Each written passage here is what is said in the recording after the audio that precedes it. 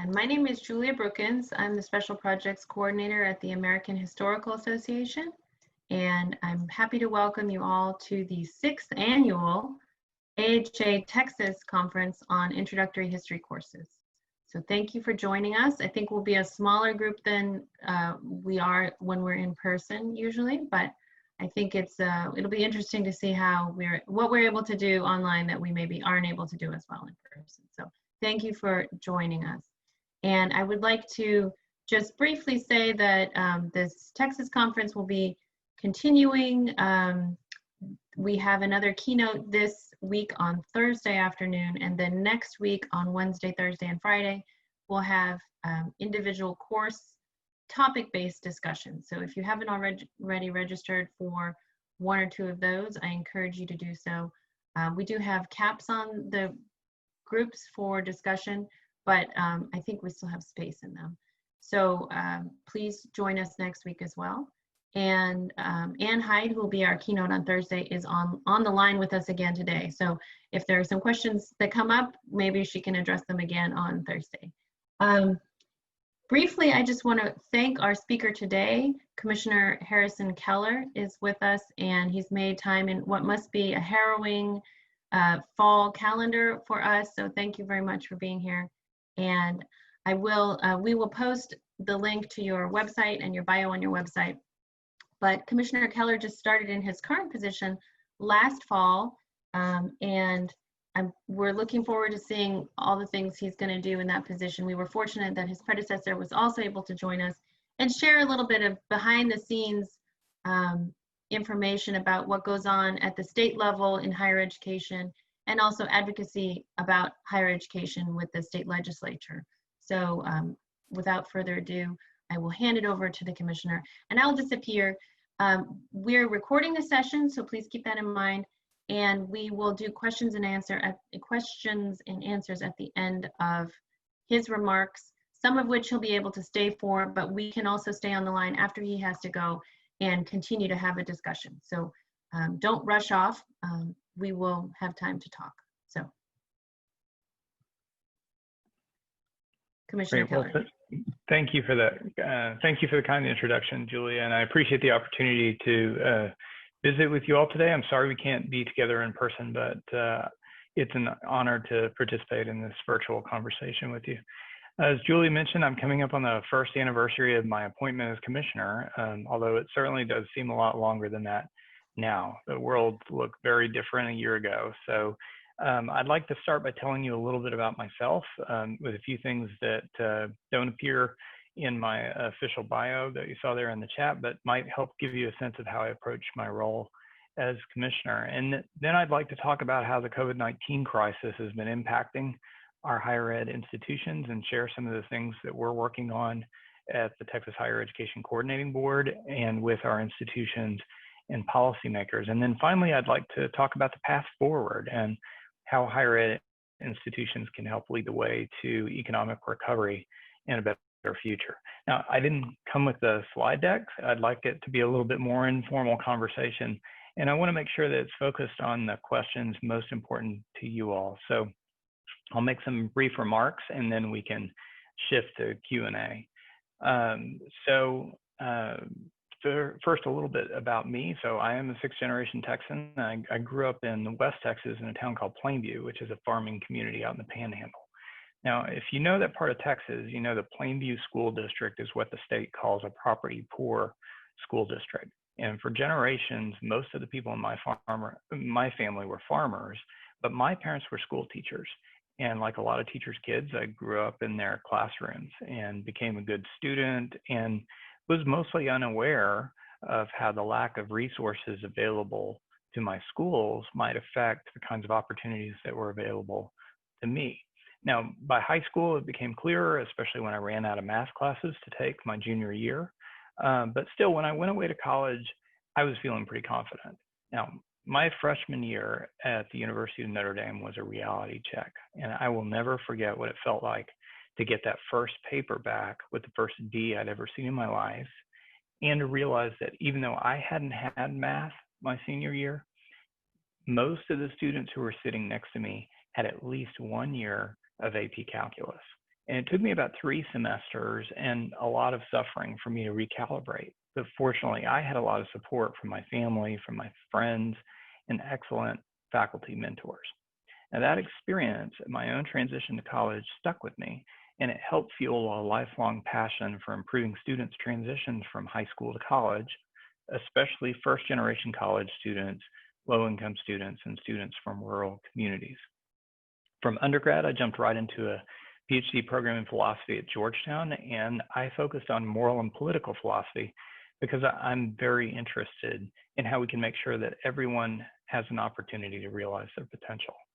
My dissertation was about respect for persons, and especially about how respect ought to entail being open to other people's ideas, drawing on lessons that I'd learned from studying respect in the context of teaching, policymaking, and military leadership. At the time, I had no idea how relevant and useful that research would turn out to be for me decades later. After I came home to Texas, I had opportunities to work on almost every aspect of Texas public and higher education budget and policy as a legislative staffer and as a university administrator and faculty member at UT Austin. I had the privilege of serving in the Navy as a reserve intelligence officer. And most importantly, I became a dad to 4 of the best kids ever. So now I've been commissioner of higher ed for nearly a year, and despite the magnitude of the challenges we're facing, I continue to wake up every morning excited and humbled to serve our great state as commissioner, and I'm deeply grateful to our appointed board and to Governor Abbott for giving me this opportunity.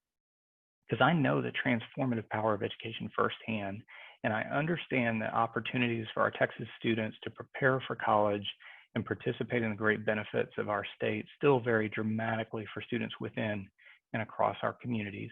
And I appreciate how much our great state depends on our higher ed institutions to drive opportunity, innovation, and public health. And today, that last point seems especially urgent.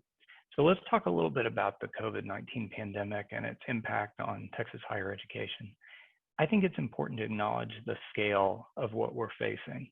So this challenge has caused tremendous hardships for our Texas students, for our colleges and universities, and of course for our private sector economy. Our state economy suffered a rapid decline. More than 3.4 million Texans have applied for unemployment since mid-March. Our unemployment rates in August were about 8%, down from a high of about 13% in May. The sales tax revenue, which is the major source of revenue for our Texas state budget, was actually up 4.3% in July, unexpectedly from July 2019, but it was down year over year about 5.6% in August, and it had been down by as much as 13.2% in May. That was the steepest year over year decline we'd seen in more than a decade. So in any scenario, this means as we look ahead to this next legislative session that convenes in January, we're expecting a very difficult state budget. So what we're seeing in this data, and of course in the public health data, illustrates that this crisis isn't like anything that most of us or most of our parents ever experienced. We went from having one of the most robust economies in state history to having millions of Texans out of work, and we know that a lot of those same jobs may not come back. So of course, our first consideration has to be public health and safety. And I want to commend our Texas colleges and universities for their swift and creative responses to ensure the safety of students, faculty, and staff. Our institutions and their faculty, I know you've been working tirelessly to support institutions, not just your institution's operations, but also your students' continued progress and their academic success. And of course, that included converting nearly all your courses to online delivery in the space of about 2 weeks last spring, changing your academic calendars, standing up emergency aid for students, and also, and one issue that I don't think has gotten nearly the attention it deserves is also the role that our institutions have played in supporting broader community public health responses. For our colleges and universities, all this has entailed massive costs in the hundreds of millions of dollars, not only with converting those courses to online learning and moving students off campus last spring, but also with the simultaneous collapse of multiple revenue streams, including revenue streams that our institutions depend on from housing, from food service, from events, from athletics, and from philanthropy. So For our Texas colleges and universities, this has been the most significant disruption to their operations that we've seen since the end of the Second World War. For our students, we know that among those most affected, we have hundreds of thousands of families and students who've suddenly lost their jobs. More than 70% of our college students work, and the shock to the state economy, including in the service sector jobs that many of our students depend on, has meant that hundreds of thousands of Texas students can be at risk of dropping out of college, or for this last high school graduating class of 2020, maybe not enrolling at all. So although some of our institutions are reporting fall enrollments that are flat or slightly up, most of our institutions right now are reporting enrollment declines, especially at institutions that serve more low-income and at-risk students. The Federal CARES Act funds have been very helpful to our students and to our institutions. So overall, our Texas higher ed institutions received about $1.1 billion in CARES Act funding, but that was spread over 294 public, independent, and for-profit institutions and over 1.6 million students in Texas higher education. Now, that funding was released in two equal parts. The first part to support emergency financial aid for students, and the other part to help cover things like institutional refunds that were made to students and some of the direct costs associated with the coronavirus outbreak. So I want to emphasize that while that funding has been very helpful, it does not begin to cover our institution's full costs and lost revenue for spring, summer, and fall 2020. Now, we're all hoping that Congress can come together on another round of stimulus funding for higher education, but right now that appears highly uncertain, at least until after the elections. Now, at the coordinating board, we're committed to partnering with and supporting our institutions during the disruption. We're in constant communication with the governor's office, the legislative leadership, college and university presidents, and other stakeholders so we can help navigate challenges and find ways to support students who are enrolled in our higher ed institutions across Texas. So quickly, let me tell you about some of the kinds of things we've been working on. So first, in partnership with the Trellis Foundation and Greater Texas Foundation, our Texas Higher Education Foundation, which is our nonprofit partner of the agency, launched an emergency student aid initiative. So this public-private partnership is raising money to support our 2- and 4-year institutions through targeted block grants that can either supplement their existing emergency aid programs and complement the CARES Act funding, or can be used to help institutions build capacity to deploy their emergency aid dollars strategically to students who most need it. So what we found is that where many of our institutions had an infrastructure in place to administer emergency aid and get that out quickly, about half of our institutions didn't have that kind of infrastructure in place. So far, we've announced grants to 57 institutions, and we're continuing to raise funds to help our students in our institutions. And in the next few days, we'll be announcing another round of grants. We've also worked closely with Governor Abbott's Strike Force to Open Texas and with Lieutenant Governor Patrick's task force to reopen the state economy. And our agency staff, working under the direction of Deputy Commissioner Ray Martinez, has put significant efforts into pulling together a dedicated webpage for COVID-19 resources for higher education. Now, our website includes an FAQ page that has information for institutions, students, borrowers, and other stakeholders. So there are a number of issues where we've been able to provide some additional regulatory flexibility to our institutions, and there's also issues where the governors waive some regulations to provide more flexibility. So we've posted more than 80 guidelines, waivers, and recommendations so far. In particular, we developed guidance to help our campuses plan for the summer and for the fall, working in close consultation with the doctors on the governor's strike force, with the Texas Department of Health Services, and with our institutions and systems. So then we continue to participate in national discussions. We share our resources and checklists with other states, and we borrow the best examples of what we see across the country. Now, this kind of rapid response has commanded much of our attention and focus.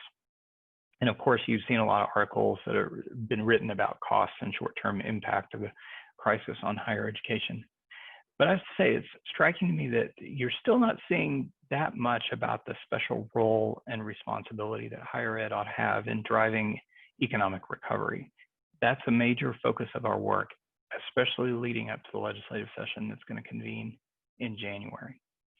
Now, as we're looking beyond response to recovery, we can't emphasize enough that in today's Texas economies, jobs follow skills. So nearly all the jobs that were created in the US, and about 85% of the net new jobs that were created in Texas in the wake of the Great Recession required at least some education beyond high school. And that was when we had extremely healthy energy and service sectors. So we also know that high quality post-secondary credentials are the best insurance policy against long-term unemployment. Right now, the unemployment rates for American workers who don't have post-secondary credentials, so either they only have high school diplomas or they have some college and no credential, those unemployment rates are more than twice the rates of American workers who have bachelor's degrees. So while other states across the country have announced major cuts to higher education in New Jersey and Ohio and California, I've been arguing that Texas ought to consider a different path that prioritizes strategic investments in our talent. So investing in talent is a proven strategy for expanding economic opportunity. And if we can move quickly through strategic investments in higher education to help people reskill, upskill, get back on their feet, we can actually accelerate the Texas recovery and I think come out of this with a higher skilled and more resilient workforce for the future. As an important first step, Governor Abbott announced in July that Texas would invest $175 million in the federal CARES Act funds that were part of the governor's discretionary emergency education relief funds to maintain our state's need-based financial aid programs, to help keep more students enrolled at their colleges and universities, and also to support improvements in digital learning and in our state educational and workforce data infrastructure. So the largest commitment of this funding, $150 million out of the $175, was for financial aid. The first piece of that was to offset potential coronavirus cuts to our state financial aid programs, including our Texas grants, our Texas Educational Opportunity grants, and tuition equalization grants. So we wouldn't pull back on commitments we had already made to students. And then the $93 million on top of that was split evenly between additional emergency financial aid to adversely having trouble paying their bills right now, and also to provide some targeted financial aid to displaced workers or Texans who have some college but no credential and are going to need to reskill and upskill to get back on their feet, back into the workforce, and contribute to the Texas recovery. Now in Texas, we have a long-standing commitment to need-based aid, and this investment of federal CARES Act funds is going to help tens of thousands of Texas students stay on track so they can complete high-value credentials. This is a big deal and not what you're seeing in a lot of other states. So I'm deeply grateful to Governor Abbott, to Lieutenant Governor Patrick, Speaker Bonin, and the bipartisan legislative leadership that came together to make this happen. This commitment of federal funds is an important investment in our students and in our future. Now, of course, we don't know what the next several months are going to hold for us. So at the coordinating board, as in your colleges and universities, we have to prepare for multiple scenarios. So of course, we're all planning and we're all hoping that all of our institutions will be able to stay open through the fall and beyond with students on campus, in classrooms, and in the residence halls, and yes, even playing football.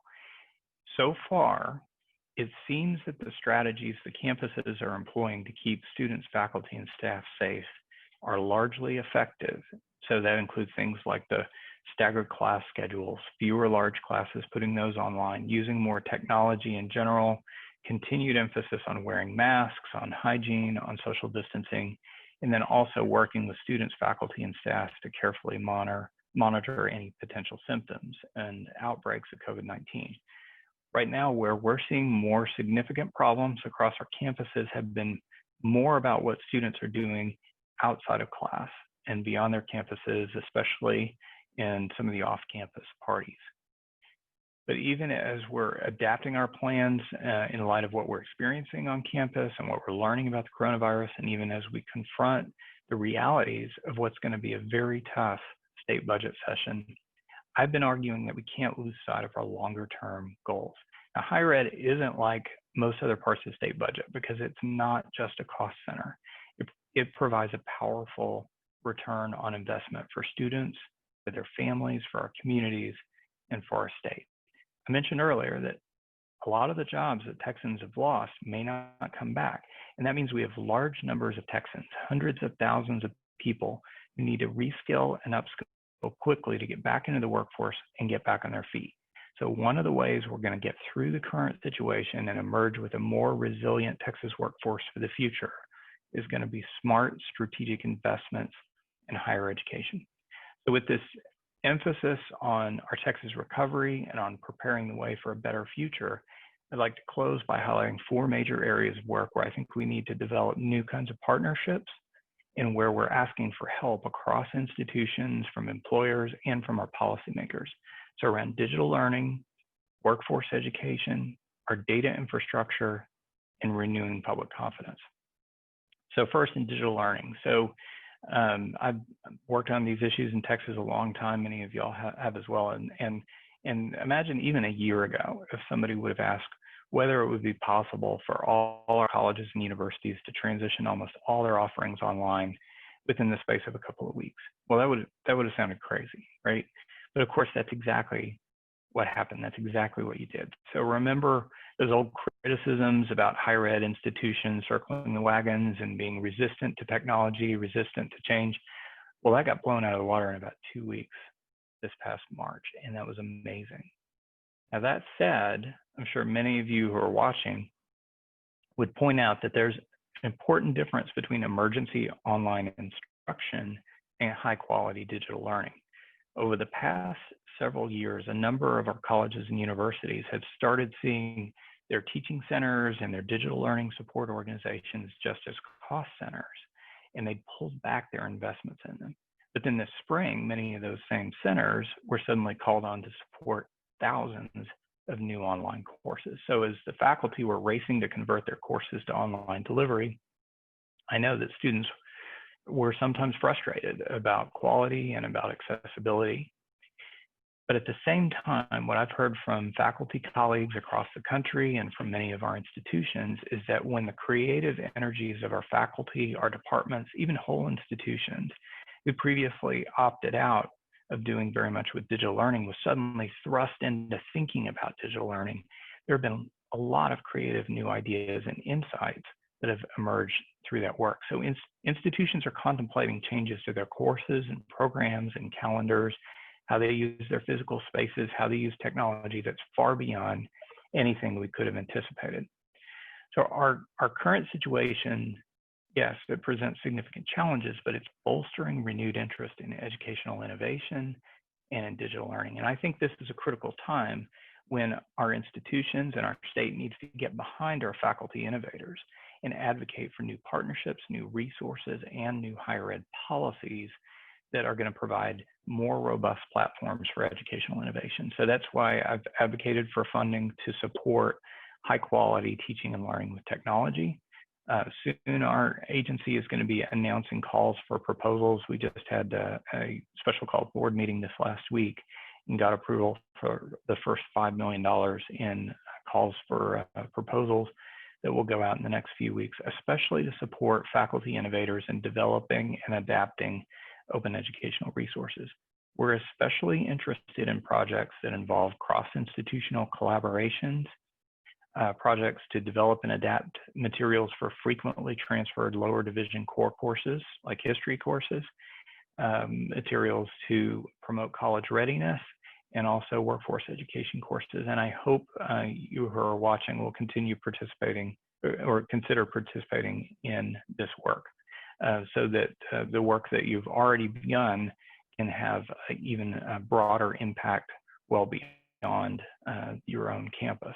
Now, second, over the next several months, we're going to need input and assistance within our institutions and at the state level as we're redesigning support structures for workforce education. Of course, this is an area of work some of your institutions are more actively engaged in than others.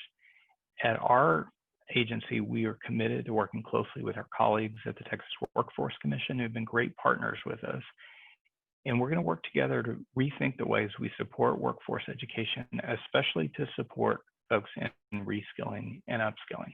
So the new approach that we're developing includes much stronger coordination and true partnership across the agencies and how we staff and support these programs. And I'm looking forward to working with employers, with higher education leaders across the state on these issues, so we can better support institutions in delivering high quality, cost-effective programs that leverage technology, promote student success, and are aligned with our workforce needs. The third is data infrastructure. Now, Texas has terrific state educational and workforce data. Unfortunately, we haven't done a great job of making that data accessible and useful to students and their families to help them inform them about educational and career opportunities, or to our faculty, to our institutional leaders, or even community leaders to help inform decisions about program design and economic development. This was already a high priority for me before COVID-19 hit, and now it seems especially urgent. Over the next few months, we're going to be leveraging this data so we can look closely at who's been most impacted, who's been most adversely affected by the COVID-19 pandemic. What do we know about the occupations and skills that are going to be most important for driving economic recovery, and how we need to improve our short-term and our long-term educational and training pipeline. So the coordinating board recently launched a major initiative to support our state educational and workforce data infrastructure, and we're working in partnership with our colleagues at the Workforce Commission and also at the Texas Education Agency, and in close consultation with higher ed institutions and other stakeholders across the state. Our primary focus in that work is making data much more accessible and useful. We're also licensing and developing a number of software tools and dashboards for institutions that can help inform local decision-making. So for example, we recently announced that we've negotiated an agreement with the National Student Clearinghouse. So we are purchasing the Student Tracker Premium dashboards for all our public institutions to make it easier to track where Texas students enroll and complete, even if they go out of state. Finally, and most importantly, I need help communicating the importance and value of higher education for our current students and families, for adults who need to reskill, for our communities, and for the state of Texas.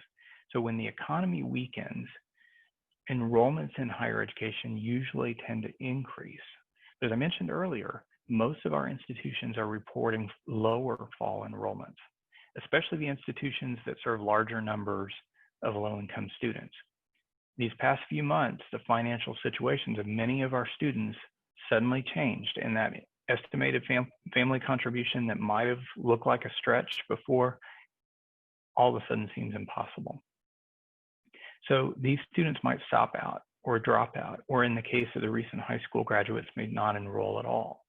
We also have large numbers of Texans that need to find a new job quickly, and in many cases, they need to find an entirely new career path. And that's why I've been advocating for additional financial aid for our students and for students who need to come into and re-enroll with our institutions to reskill and upskill. We're going to have to work together across our higher education institutions, with employers, and with our community and state leaders, so we can help chart a new course to a higher skilled and more resilient Texas workforce.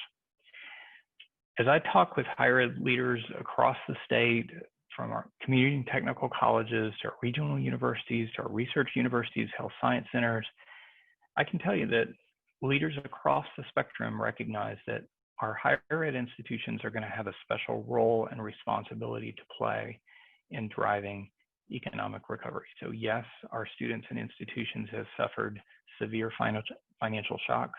Of course, there are always a lot of good things we can do within public and higher ed, but I think people recognize that this isn't really going to be a time to try to backfill lost revenue and hunker down and hope that things get back to normal.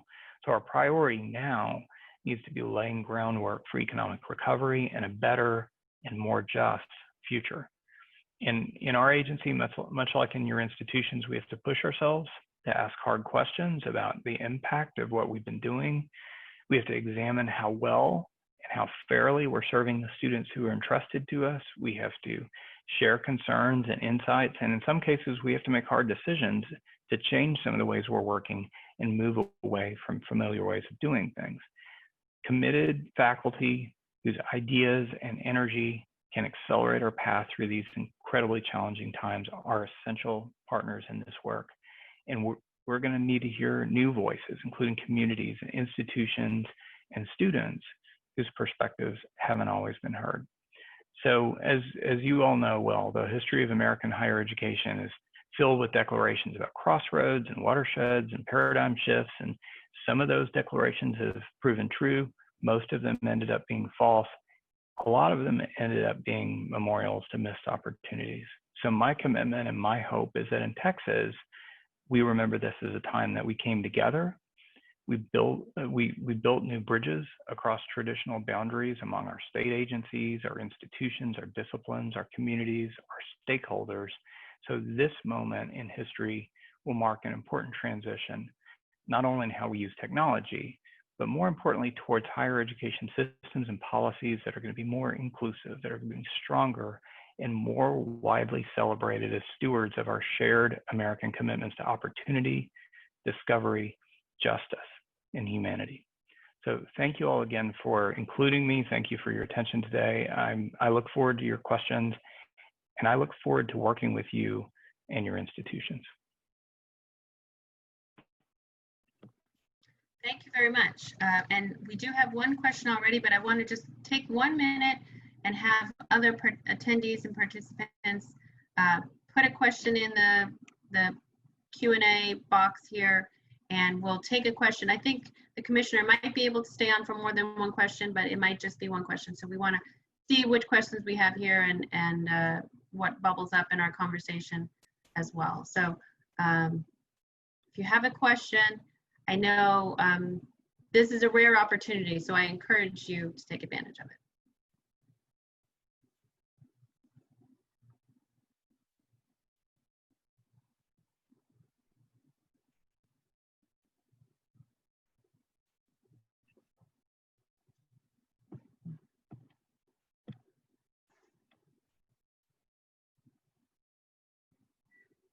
Wait time is always hard, especially online. But let's go ahead with the first question we got. How do you, let me see, hold on, sorry. How do you plan on improving access to technology hardware to low-income students?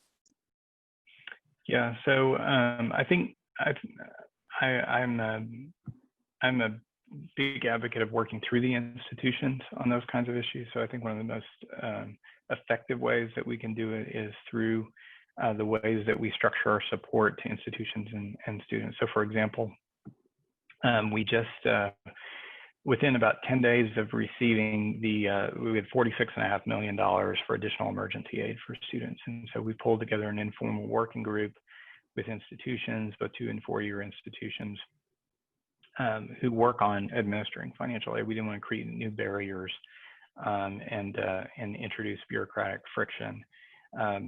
But the way that we structured that grant, and we sent out 150 agreements to institutions across the state. The way we structured that is on top of additional federal and state aid and institutional aid that had already been committed to students, where students could get up to $2,500 for tuition and fees plus $500 that could be used towards a laptop or other instructional materials or their remaining unmet need. So whichever of those was least. So we've tried to incorporate into the financial aid program the sensitivity to the fact that we have a lot of students that have to buy laptops. And of course, both our community colleges and our universities also, I know of a number of institutions, Lone Star College, UT Austin, as well as many others, that have used that institutional portion of the CARES Act funds for hotspots and laptops for students who have need to make sure that they can stay engaged, make sure that they can stay on track. That's certainly acceptable use of those funds. And I'm certainly hopeful and an advocate of additional, more robust federal support that we can use in similar ways to help support our institutions and our students. Okay, and thank you we have a few more questions. Some of them were in the chat and now they're also in the Q&A section. So what role do four-year institutions have to play in workforce development, reskilling, and upskilling? Yeah, so a number of our 4 years have been engaged on the re-enrollment side. So right now we've got, if you look at the American Community Survey data, we have about 3.9 million Texans who have some college but no credential. And a number of those are folks who are within striking distance, but sometimes within a year of completing. So there are several of our 4-year institutions that have re-engaged and re-enrolled students who are within striking distance. Again, as I mentioned before, those students with some college and no credential are especially vulnerable right now. So one of the most important things institutions can do is re-engage and re-enroll those students and help them get over the finish line to complete a high-value credential. So just less than a year ago, when we were talking about this issue with institutions, both 2-year and 4-year institutions, of course, we had like 4% unemployment. We were in a very different kind of environment. And so now we've got a new kind of urgency around this work where we've, as I mentioned before, we know there are hundreds of thousands of people who are going to need to complete post-secondary credentials to be able to re-engage or to be able to advance as we're seeing accelerated changes in the Texas workforce. We have two somewhat related questions. One is, what would you recommend as a practical step community colleges can take to increase enrollment?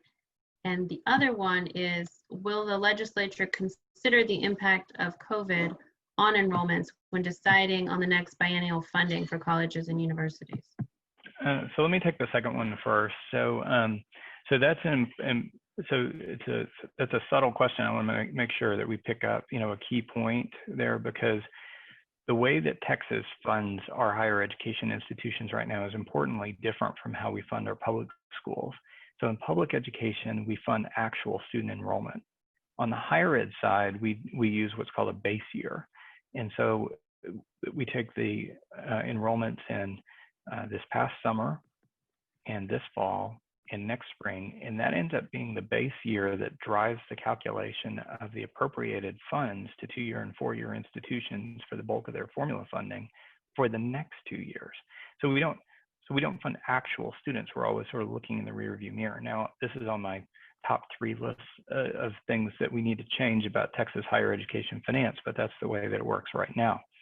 So as the enrollments were disrupted, overall this summer we ended up about 11%, but there was a lot of variance there. So we had institutions that were up 39% and institutions down 30%. This fall, enrollments are generally off. So the impact of that on institutions' formula funding could ripple through the next 2 years. And again, that would slow down our recovery. That would make it much tougher on our institutions.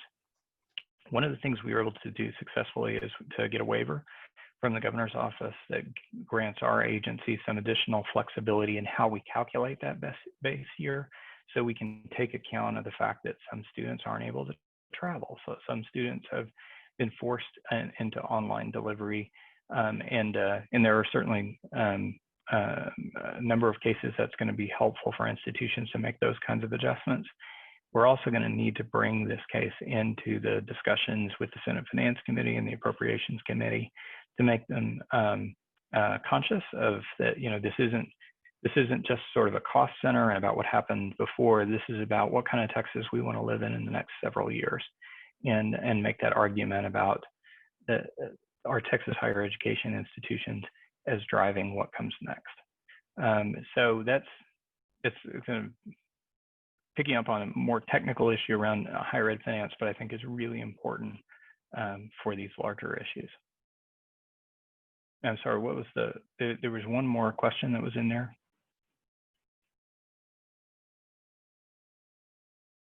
Sorry, a question about a practical step that community colleges can take to increase enrollment, and that's sort of, I assume, related to that.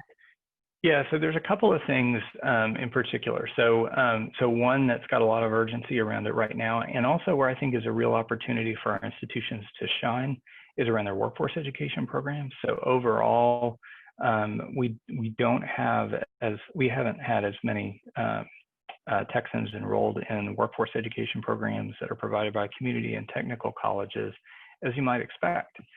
And so we're going to have to move quickly to work with institutions to help them expand their capacity around their workforce education programs so we can enroll and engage students to get them to high value credentials, ideally credentials that are stackable on their way to other kinds of credentials.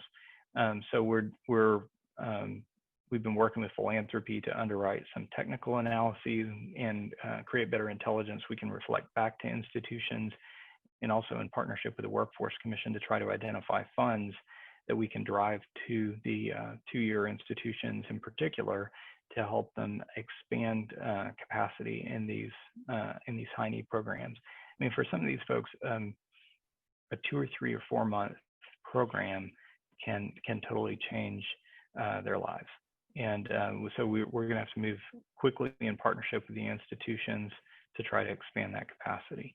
Another thing that I would recommend, and in general, is that I think we need to do a better job in general as a state of engaging students earlier in the educational pipeline. Now, some of our community colleges are national leaders in this area, so we need to bring more of our community colleges into that mix where we have more students who enroll in higher education earlier and seamlessly move right into completing their pathway on the way to a two-year degree and on their way to achieve a seamless transfer and a 4-year degree as well.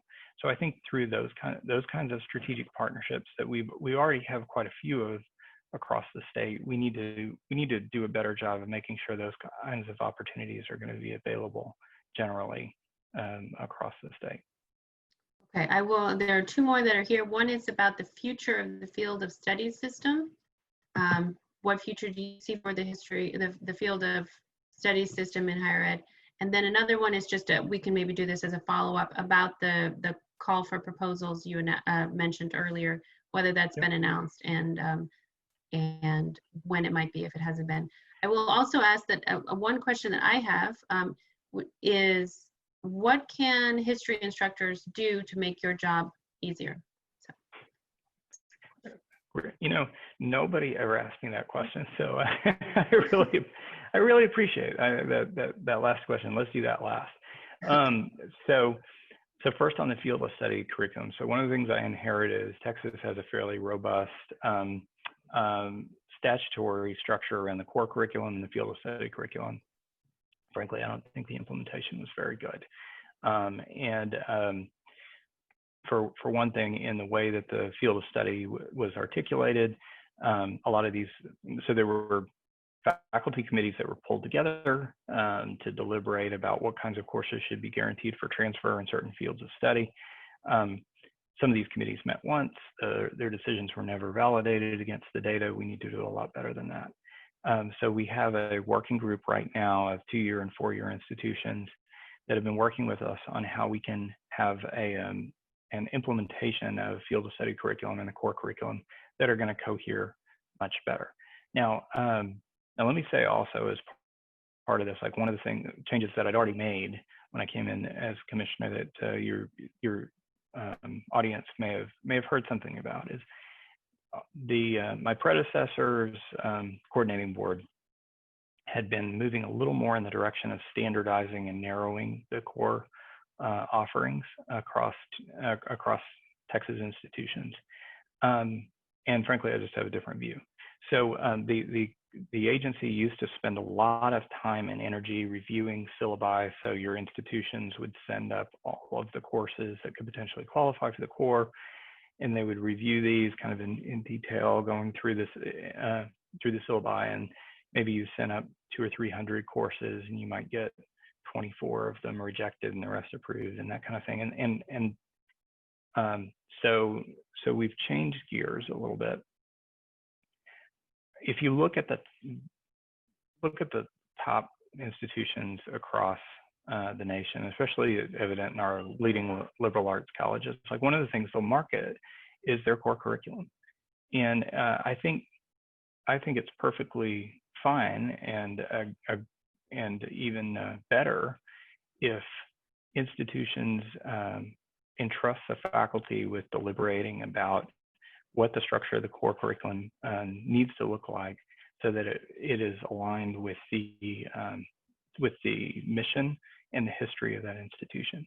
So if the core feels different at UTEP than at Prairie View or at West Texas A&M than at UT Austin, it gives me absolutely no concern at all, as long as we make sure that when students take a history course to satisfy that core requirement that the faculty in the institution have identified as an acceptable course to meet that core requirement, then the student needs to, if they transfer across institutions, we need to make sure that that credit's respected, and that the student will be able to count having met that core requirement. So one of our important changes has been to be able to transfer more autonomy, but also more responsibility back to the faculty where I think it belongs. So that, again, this isn't just invitation to incoherence, teach anything kind of thing. It's really more trying to create a space for the best kinds of deliberations that I've seen in my former institution and many of your institutions participate in, where folks really roll up their sleeves and say, given what we know about our students, our history, our mission, what should our core feel like? What should our core look like? How should we advise our students? And we want to support and create a space for those kinds of deliberations. And then we'll weigh in if there's an issue of somebody having trouble transferring a credit, or occasionally, like, somebody will send in a course that they miscode as a math course when really it's a history course. So we'll flag that kind of thing. But yes, I want to make sure that we can give students as much transparency as possible about here are the efficient pathways to degrees, here's what's going to transfer, make sure field of study curriculum and core curriculum can hang together, but not do that in a way that undermines the autonomy and the responsibility of the faculty for the curriculum. And so then the last thing on what I think history faculty can help me with, honestly, I think we all need to do a better job of being able to help communicate the value proposition. So my own impression, I've worked on Texas higher education budget and policy for a long time in different roles in Texas, and I think we let the critics define the terms of the debate way too early. And so we have an opportunity now, especially when we have all these examples of institutions doing heroic things to support their students, to support their communities, to support public health responses, to innovate their curriculum. So there's not just an openness to change, but the ways that institutions are innovating is it undercuts that traditional criticism of our institutions. Now, I think we need to do a better job of coupling that with a stronger argument about here's how the kinds of things that our students are learning, the kinds of skills that they're developing, here's how that translates into real value and real opportunities for those individual students, for our communities, and for our state. I'm not suggesting that that we reduce all of our education to just a vocational argument, but that we're more sensitive to the ways that we can help communicate that value. I don't think we've done a great job in our institutions, and we certainly haven't done a great job at the state level of supporting departments in that kind of work. We're pretty good at it in accounting. We're pretty good at it in engineering, in architecture, in the performing arts. I don't think we're very good at it in history. So we need to do a better job of making sure that faculty and departments have a sense of what those career paths look like.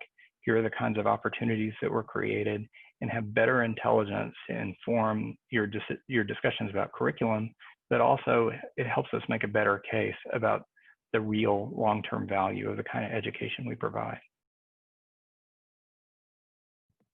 Thank you for that. I will let you know that the AHA was involved in tuning, which is more commonly associated and was performed in Texas with nursing and engineering fields. But the AHA did a national tuning project for a number of years, and we do have some outcomes from that, which I think have been helpful. you know, we haven't told anybody what to do, but I think that what we came up with has been helpful for history faculty in trying to help articulate the value of what they're doing, especially in the history major, which is a fairly narrow field. But we're also working now more intensively with the introductory and general education courses. So great. Well, I'm very interested in and supportive of that kind of work. So please share with me whatever you've got. Certainly, we will. And thank you. And I think we haven't had any new questions. We know your time is valuable. If this is the last call. Anyone has another question, please put it in the Q&A section, not in the chat, but in the Q&A section, and we'll try to get to it. I would like to thank you for telling us what's up. It's always great, and it's very rare to have, like I said, it's like a behind the scenes look, a backstage pass on what's going on. Faculty rarely get that. There's so many layers in the modern university and colleges. So really appreciate that insight, and we will post a recording, and I hope that we will continue to gather viewers, and we might follow up with you with additional questions that come up from our members about what's going on and what they can do to help support each other and your work as well in advocating for higher education. So thank you very much. Thank you. Thanks again for including me, and appreciate the opportunity. Look forward to working with you. Okay, thank you very much. We haven't had any additional questions, so I'm going to close the session for now. And oh, wait. Let's see. What have I got here? Yeah, that'll be it. So I do appreciate it, and we'll stay in touch. Good luck. Thank you. Thank you. Bye. Bye.